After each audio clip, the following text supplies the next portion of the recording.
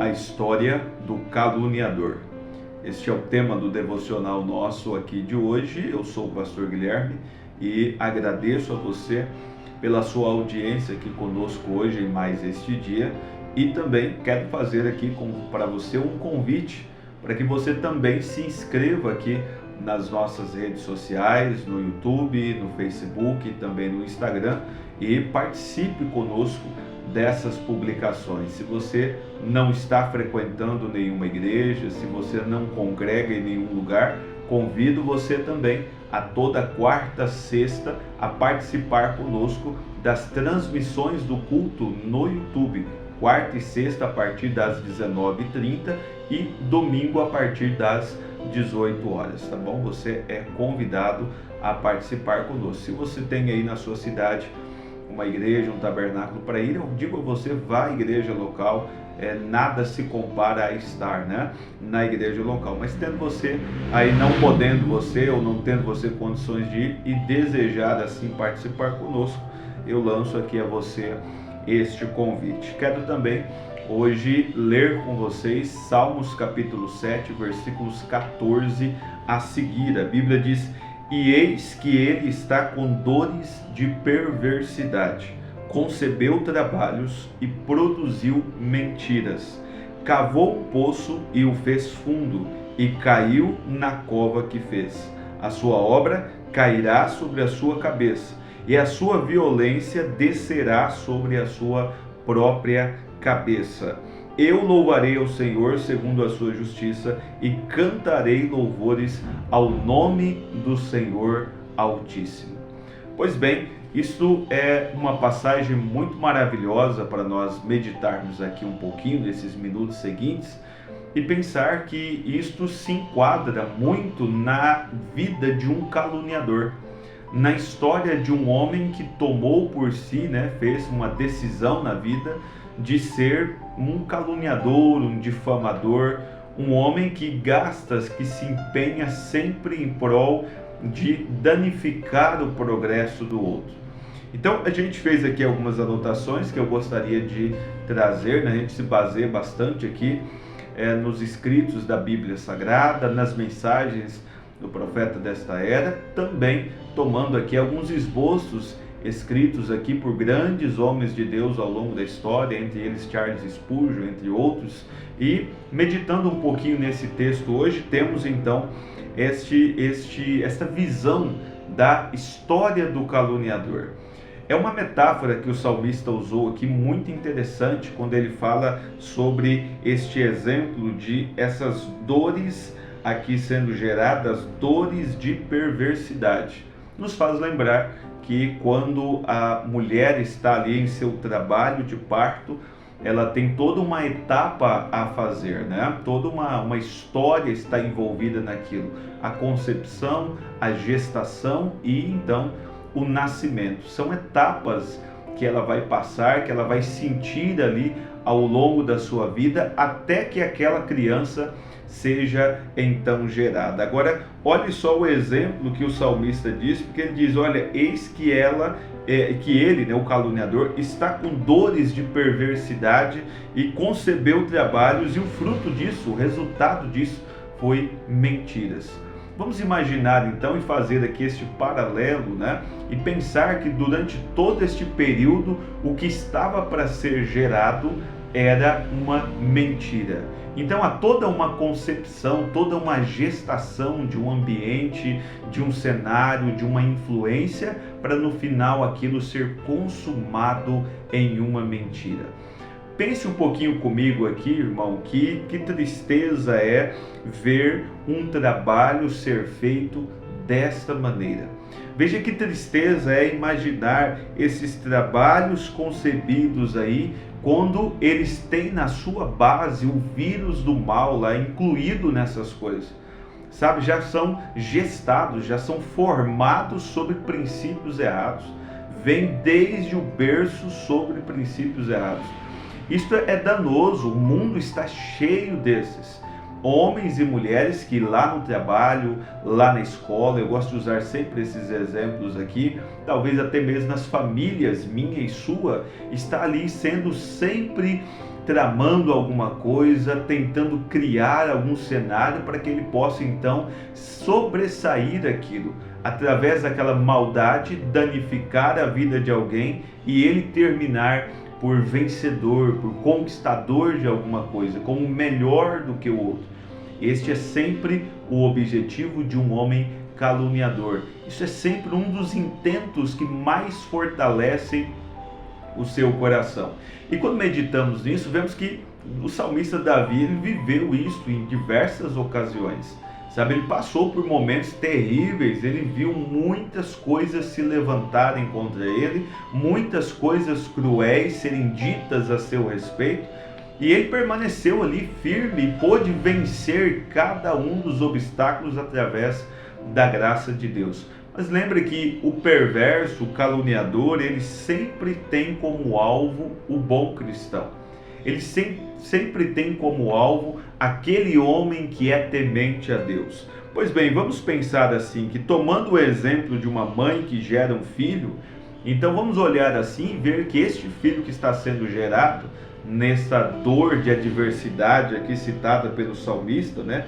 Dores de perversidade, este filho gerado, este resultado desta influência, deste vírus maligno, é o mesmo fruto, é o mesmo princípio que nós encontramos na Bíblia lá em João 8,44. João 8,44, por exemplo, nos diz: vós tendes por pai o diabo e quereis satisfazer os desejos do vosso pai. Então há nesses dores perversas, há nessa gestação maligna do caluniador um intento também, um desejo também. A alma dele clama por isso, por ver um resultado exatamente como o diabo ama ver na vida cristã. O diabo trabalha incessantemente para ver eu e você em problemas. Ele diz assim: olha, e quereis satisfazer os desejos do vosso pai. Ele foi homicida desde o princípio e não permaneceu na verdade, porque não há verdade nele. Esse é o diabo. Não há verdade nele. Não há um princípio correto, não há uma base correta nele.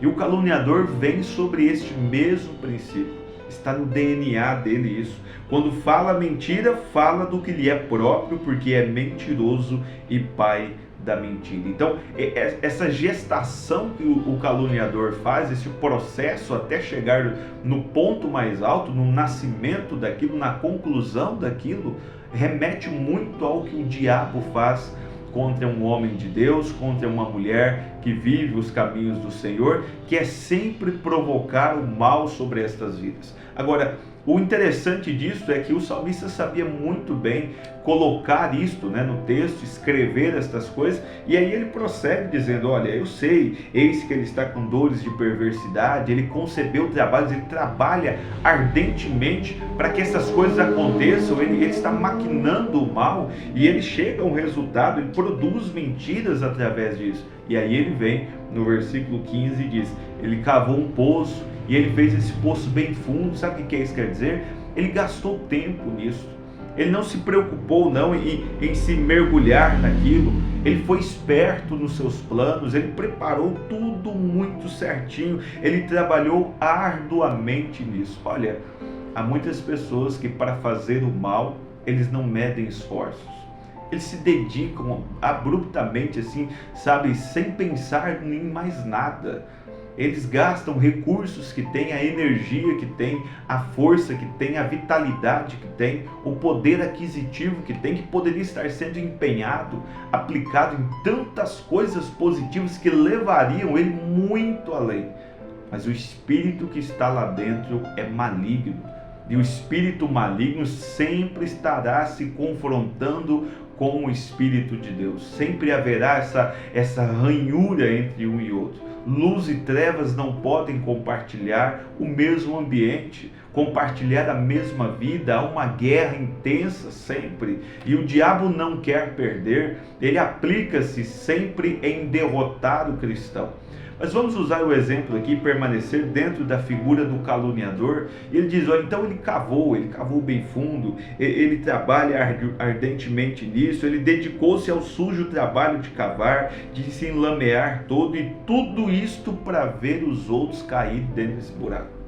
armadilhas e mais armadilhas, às vezes anos maquinando mal contra um irmão, anos maquinando mal contra um familiar, anos esperando uma oportunidade, sabe, de trair, de enganar, de dar o golpe, de sair como vitorioso, tirando de outros e tomando para si de formas forçosas, enganosas e tudo mais.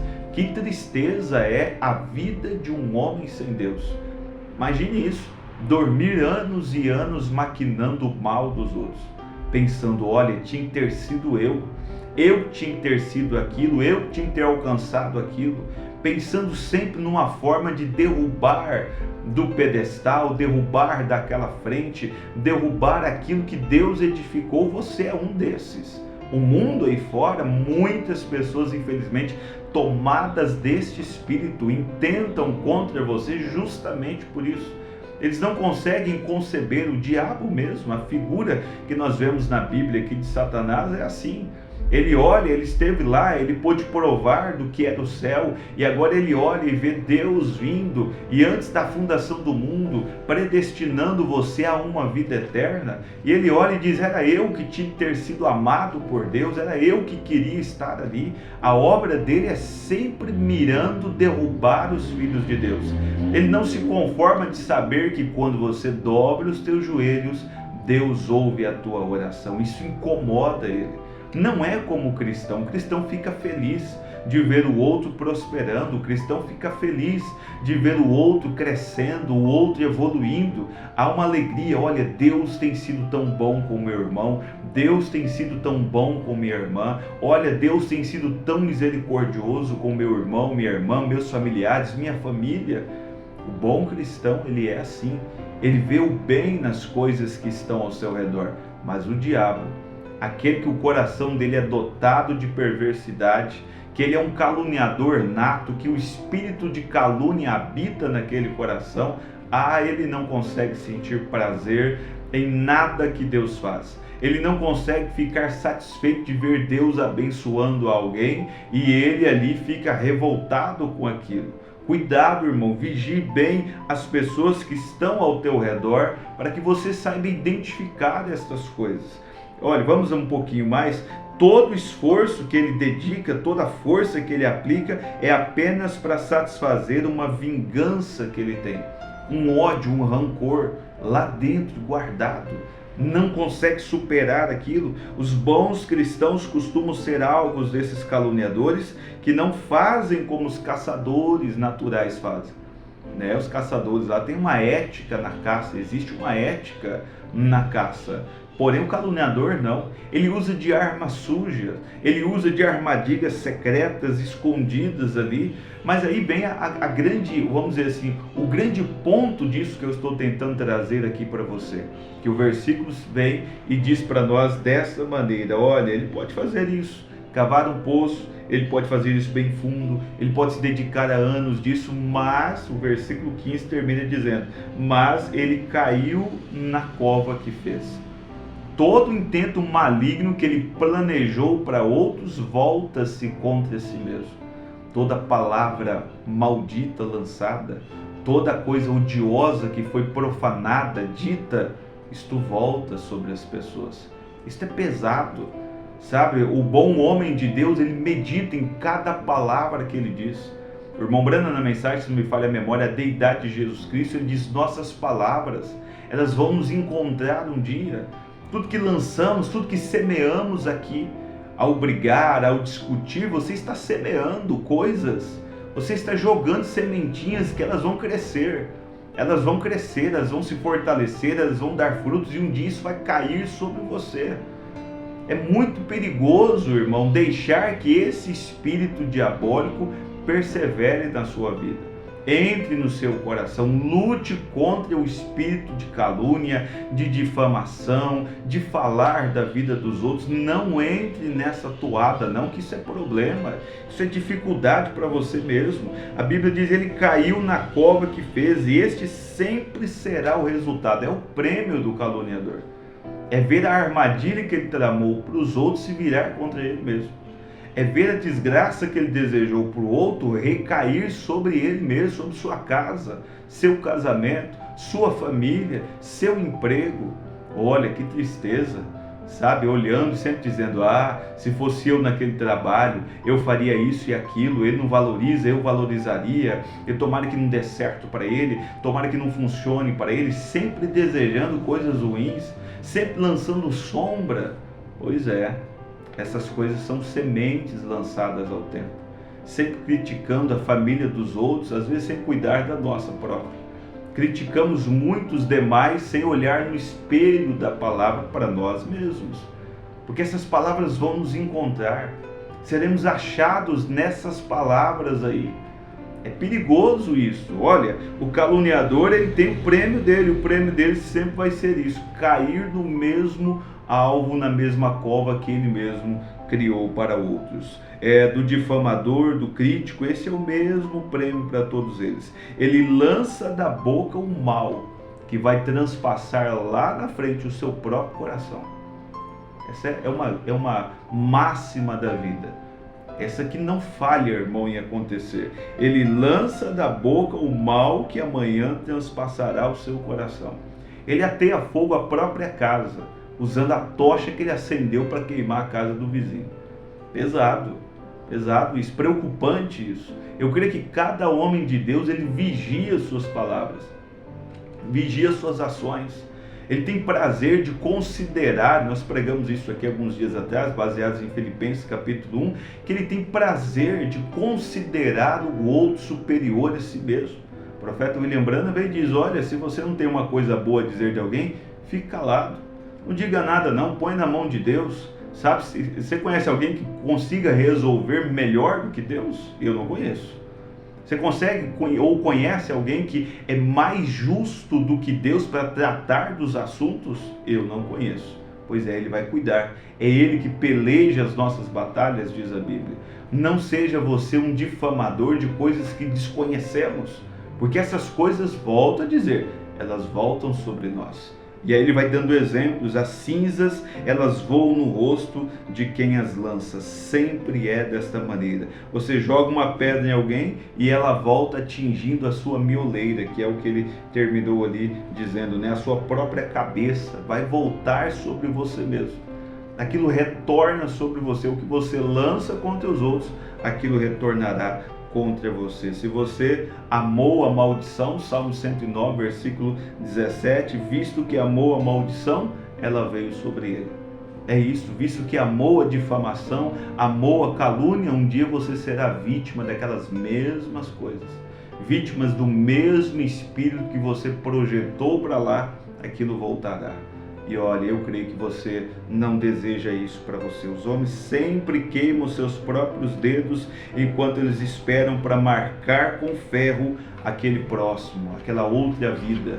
Enquanto está ali aquecendo para queimar aquele homem, aquela mulher, você vai perceber que você mesmo é queimado no processo. Você sofre danos ao perder tempo na difamação, na briga. Quantas famílias estão assim? Famílias, irmãos de sangue que um não fala com o outro, irmãs de sangue que uma não fala com a outra. Olha, às vezes dentro da sua família, a família está rachada por coisas tão pequenas, sabe? Tão pequenas, por calúnias que foram surgindo, coisas que davam muito bem para serem resolvidas de uma outra forma, dizendo: olha, eu te perdoo, olha, não, fique em paz. Não me incomoda não, eu vou orar a Deus e as coisas vão chegar ao seu lugar, vamos tocar em frente, não vamos perder a amizade por isso, sabe? Se humilhar debaixo da potente mão de Deus, para que Ele a seu tempo te exalte, se entregar a Deus, deixar que Deus te conduza, se humilhar diante de algumas situações, se segurar, sabe? Engolir algumas coisas. Não, nós temos, parece que ser sempre assim tão explosivos, e isso está gerando problemas. Pense no que está sendo semeado na sua vida. Imagine isso hoje, para daqui para frente você lançar uma nova semeadura na sua vida. Aprenda a perdoar mais do que brigar. Faça o inverso. Cedo ou tarde, as ações más dos perseguidores sempre pulam de volta nos seus braços, sempre. Toda ação maligna sempre volta para os braços daquele que as projetou. E aí você para nós terminarmos aqui, começa a pensar que os que seguem o pai da mentira, os que amam essa influência que ele exerce, os que gostam desse espírito de calúnia, de difamação, de maledicência, esses precisam lembrar que cada seta maligna que eles estão projetando, ungidos pelo diabo, é o diabo quem os unge para isso, cada seta maligna dessa vai retornar sobre você. É o plantio, é o que está sendo lançado, é o que está sendo projetado, é o que vai ser colhido também. Há uma colheita por vir sobre cada maldade caluniosa que o homem viu, planejou e plantou ao longo da sua vida. E aí eu digo para você, escolha o que você quer colher daqui para frente. O que você deseja receber, ganhar daqui para frente? Hein? Qual é o tipo de futuro que você quer? Você quer terminar a sua vida sozinho, ninguém com você? Eu fui um homem que não levei desaforo para casa. Termina a vida sozinho, sem ninguém por você, sem ninguém com você, sendo tão valente, porém sozinho. Não ter o prazer de dizer, olha, hoje eu estou aqui, vou receber as visitas, as pessoas amam estar ao meu redor. Não, difamador, ele costuma terminar os seus dias sozinhos.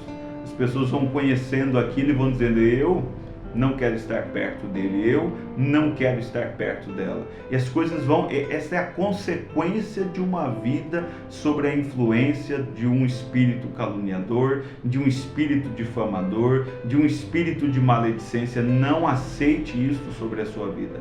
Viva sim, sempre desejando aquele bom e doce Espírito Santo, que sabe perdoar, que sabe entender o próximo, que sabe considerar o irmão, mesmo que você tenha uma grande posse, um grande conhecimento, um grande estudo. Não use isso para humilhar ninguém, mas use isso para engrandecer o que está próximo a você. Use isso para fazer a vida da sua família melhor, dos seus filhos melhor. Talvez você nasceu dentro de um lar conturbado, briguento, de discussões, e hoje você aprendeu que este não é o caminho. Use toda a sabedoria, todo o conhecimento, toda a influência, todo o estudo que eles lá atrás não tiveram e que hoje você tem. Use esse estudo, esse conhecimento para mudar as vidas, para fazer hoje um caminho diferente, para ensinar a eles hoje que, olha, aquele caminho lá não funciona, esse caminho aqui funciona. E coisa boa é quando você encontra alguém que ele tem tanta coisa, mas ele não precisa se apoiar naquilo. Você anda, e eu já tive essa oportunidade de andar com pessoas com posses muito grandes, com riquezas enormes, e você olhar para ele e ele está assim mais simples do que qualquer um na roda de conversa. Não precisou dar uma carteirada, não precisou se exibir, não. Ele na verdade quase nem falou. Quietinho ali, humilde, olha, servindo ainda, levantou e lá pegar as coisas e servir os outros, sendo que era para ele fazer aquilo, é para ele ser servido e ele servindo. Olha que espírito, que diferença é. É esse tipo de espírito que nós devemos buscar aqui, sabe? Não é de criticar, não é de difamar, mas é um espírito de abraçar o próximo, de ajudar, de ser gentil, de mostrar Cristo através de cada uma das nossas ações. Vamos orar? Bondoso Deus e eterno Pai, agradecemos ao Senhor por este período, por este tempo e por esta meditação, Senhor. Pedimos que, ó Deus, este texto que lemos hoje possa produzir na vida, no coração daqueles que me ouvem, um bom e tremendo resultado, Pai. Que eles sejam ajudados, que eles sejam fortalecidos. É o meu desejo e a minha oração, Pai. Abençoe o dia de cada um, dando saúde, graça e paz. Se alguém, ó Deus, desejar, Senhor, se aproximar de Ti, que o Senhor possa mostrar o caminho para eles, o Senhor possa clarear, ó Deus, as Escrituras diante deles e que eles venham, Pai, a sair de uma vida de infelicidade, de tristeza, ó Deus, de sofrimento e entrar, Senhor, neste louvor ao Deus Altíssimo, que não há coisa melhor do que essa. No meio de tanto sofrimento, no meio de tantas lutas, temos um louvor sadio a trazer a Ti, Pai. E esses louvores, esta vida contigo, Pai, ela vai sendo cada dia mais aperfeiçoada mediante a aproximação que temos do Senhor, e desejamos isso por todos os dias da nossa vida. Nos deixe se aproximar mais, nos deixe, Senhor, se achegarmos mais e mais ao centro da Tua Palavra. É o que eu peço a Ti hoje, Senhor, em nome do Senhor e Salvador Jesus Cristo. Amém, Senhor. Amém.